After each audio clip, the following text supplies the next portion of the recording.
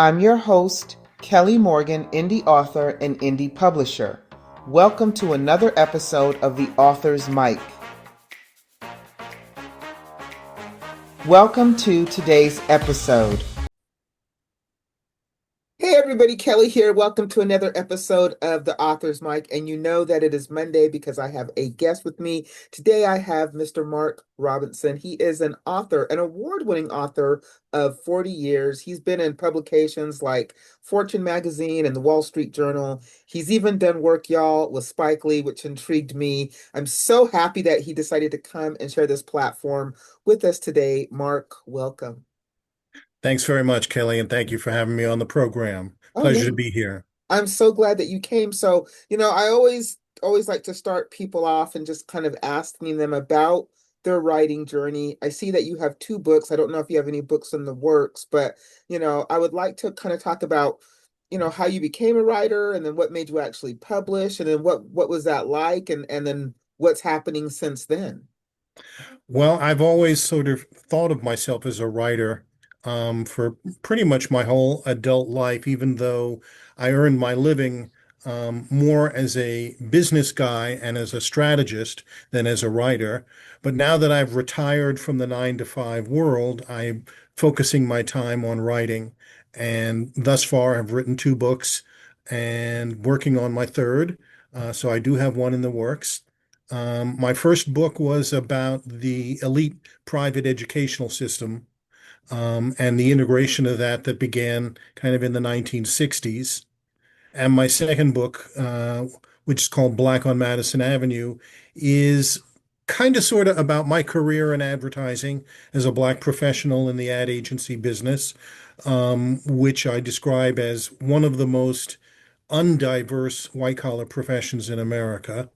Um, but it's really about more than just me and more than just my story. It's sort of about Black professionals in general and what our experiences have been, and how the advertising world shapes public perception of what's in, what's culturally popular, and what people want to have. So it's all kind of blended together, including stories of my time working with Spike, working with all kinds of different celebrities over the course of my career. And I'm assuming that both of the books are nonfiction. Are they more Correct. like memoirs? Yes, yes. And the third book Um, is a memoir as well? Actually, my third book is what you would call a coffee table book. It's going to be mostly pictures, but with my historical narrative that accompanies it. It's going to be a book of the best Black ads of the last 50 years. And I will provide curation and sort of a historical narrative of what was going on in the world and what was going on in the business over the course of those 50 years and why these ads were so important and so impactful. And this all kind of started because I started looking at, where are there collections and archives of the best Black ads?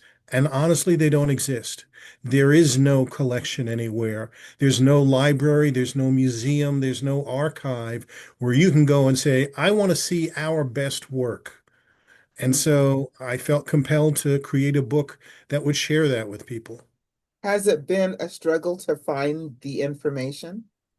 It has. It's a lot of work, but it's been a work of joy and very personally rewarding for me to do the legwork and visiting different libraries around the country, finding bits and pieces, and getting in touch with past colleagues. It's a little bit of a treasure hunt. So on the books that you have published, what avenue did you use to publish the books? Well, my first 2 books are self-published. And there are a number of very good, very reputable companies that you can reach out to for self-publishing. I used a company called IngramSpark, and they do very good work. The key to self-publishing are 2 factors. One is quality control. And making sure that when you do publish your book, it's going to represent you well. It's going to be error-free. It's going to look professional. It's going to be a quality product. And the other is distribution. making sure that when your book gets out there, that it genuinely is out there wherever people want to buy books, so that they can find your work. That's funny. I've talked about IngramSpark before, and a lot of authors will always say, no, I used Amazon. I used the Amazon platform. So to hear you say IngramSpark, I'm thinking, yeah, finally somebody, because IngramSpark is like the avenue to get your book into bookstores, right? Absolutely. They won't buy from Amazon, and a lot of people don't know that. Yep. You And know, then that was important for me. Like I said, making sure that if somebody wants to find my book, that they can, wherever it is that they happen to buy books. So I think most authors get stuck on the marketing, and you've got an advertising background. How did that meld? How did you find that that helped with the marketing of the book? Like, what are you doing that the rest of us maybe could do too? Because you're an indie author like the rest of us. So what are you doing as far as marketing goes? Well, I think they're the two most important factors. Number one is to know your audience. Who are you writing to? Who is your writing going to appeal to most? And if you know who your audience is, then you can tailor your advertising and your marketing to that audience. A lot of folks, a lot of authors don't really know who their audience is. They think it's everybody. I'm Right. trying to appeal to everyone. No one appeals to everyone, so understanding who your audience is very, very important.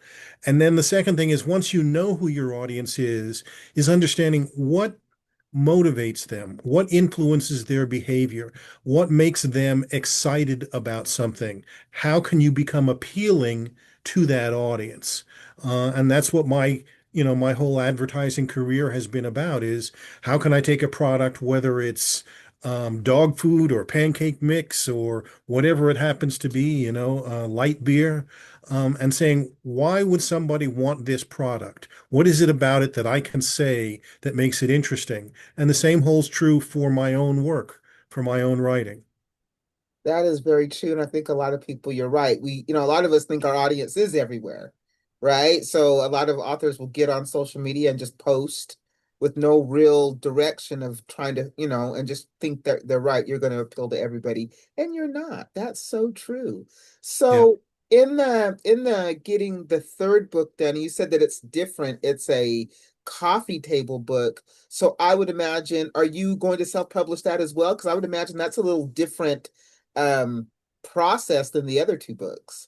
It is a very different process. And that one, I'm in the process of getting it traditionally published. My agent, I have an agent for this book, and he is shopping it to a couple of different publishers and trying to negotiate a deal to get it published because a book like that is very expensive to produce, a Mhm. lot more than just, black and white words on a page. You want to be sure that if you're reproducing these classic ads, that they look just as beautiful as when they were created. And so, Mark, I asked you one more question about your books too. Are either one of the memoirs, are they audiobooks or plans to become audiobooks? Black on Madison Avenue is available as an audiobook. And you know, me myself, I am a huge fan of audiobooks. I'm never without one in my car. So whenever I'm driving somewhere, I'm listening to somebody's book.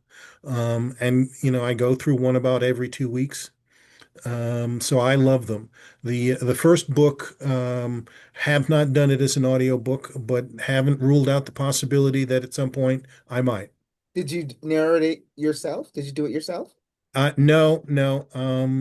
I, I'm not in love with the sound of my own voice, for a variety of reasons. But I hired a professional to do it. It's a lot of work, when you sit down and read all of those words on all of those pages. It's a lot of work, and I wanted somebody who has that skill set and would represent the book well. Um, you know, I enjoy talking, but I don't know that I would be the best representative for the book. That's making an audiobook is a lot of work. I did my own book and I actually went to a studio not knowing anything, right? And I learned a lot.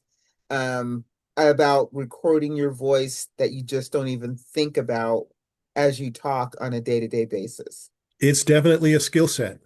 It is a definite skill set, 100%. So, with the third book coming out and you're going with a traditional publisher this time, um, so is that going to be the move for the future? Is there a fourth book, a fifth book? Are we now a full-blown author? Because we're no longer doing the 9 to 5 thing, right? So is this our new career? Is there more? Oh, yes. There's about three more books that I've written outlines for, and we'll dive into. But for my temperament and personality is very monogamous. So I can't start the next book until I know this one is done and put to bed. And once that happens, then I can start working on the next one. I can't do two at a time. It's just not in my nature. And so, are all of these or the thoughts for the future books, are they standalones? Are they all going to be nonfiction, kind of memoirs about the things that you've experienced? Or is there some fiction in there? There are three very different books. One is a fiction piece that's a murder mystery, based on real life incidents, but it's a fictional story. The other is about my mom, so it's her life that I want to write about. And the third book is kind of an advice book about health. And the tentative title is Still Standing. And it's about um, how you navigate health crises in your life and, what tools um, you need to acquire or develop to get through various health crises, whatever they might be. And the Well, older I get, the more likely I have them. I think we all realize that with age, that your bodies are aging, and you realize or you feel things more now that you never felt before, right? Pains, twitches, aches, whatever it may be. You're definitely more aware of your body, I think, as you get older. So yeah, Oh, oh always yes. always good topics. And so I will ask you this last question. Will these next books, actually it's two-part, will they be um published by you? Will they be, again, are you going to self-publish, or are you going to try to stick with the traditional publisher? And then how do you come up with three very different ideas, or are these just the three that actually made it to the paper? It's that last. It's the three that have made it to the paper. I always have ideas popping in my head, and what I'll do is sit down and scribble notes and go, number one, is there enough here to be a real book? Is there enough here, or is this just a random thought that sort of flies away? And then, is it something that somebody other than me would find interesting? Mm. Yeah, that's very true. That is very, very true. Well, Mark, let me give everybody my laundry list of things before I let you go.